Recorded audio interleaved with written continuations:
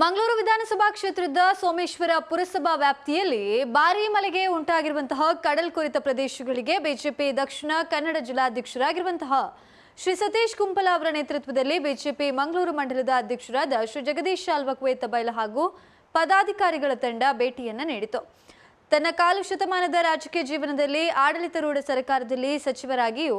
ಪ್ರಸ್ತುತ ವಿಧಾನಸಭಾ ಸಭಾಧ್ಯಕ್ಷರಾಗಿಯೂ ಸ್ಥಳೀಯ ಶಾಸಕರಾಗಿದ್ದುಕೊಂಡು ಕಡಲ್ಕೊರೆತಕ್ಕೆ ಶಾಶ್ವತ ಪರಿಹಾರ ಕಂಡುಕೊಳ್ಳುವುದಕ್ಕಿಂತಲೂ ಹೆಚ್ಚಾಗಿ ಎಲ್ಲಾ ವರ್ಷವೂ ಮಳೆಗಾಲದಲ್ಲಿ ಈ ಪ್ರದೇಶಕ್ಕೆ ಭೇಟಿ ನೀಡುವ ವಾಡಿಕೆ ಶಾಶ್ವತವಾಗಿದೆ ಎಂದು ಬಿಜೆಪಿ ಮಂಗಳೂರು ಮಂಡಲದ ಅಧ್ಯಕ್ಷರಾದ ಜಗದೀಶ್ ಶಾಲ್ವಕುವೇತ ಬೈಲ ತೀಕ್ಷ್ಣವಾಗಿ ಲೇವಡಿ ಮಾಡಿದರು. ಸೋಮೇಶ್ವರ ಪುರಸಭಾ ಉಪಾಧ್ಯಕ್ಷರಾದ ಶ್ರೀ ರವಿಶಂಕರ್ ಸೋಮೇಶ್ವರ, ಬಿಜೆಪಿ ಜಿಲ್ಲಾ ಉಪಾಧ್ಯಕ್ಷರಾದ ಶ್ರೀ ರವೀಂದ್ರ ಶೆಟ್ಟಿ ಒಳ್ಳಿತೊಟ್ಟು,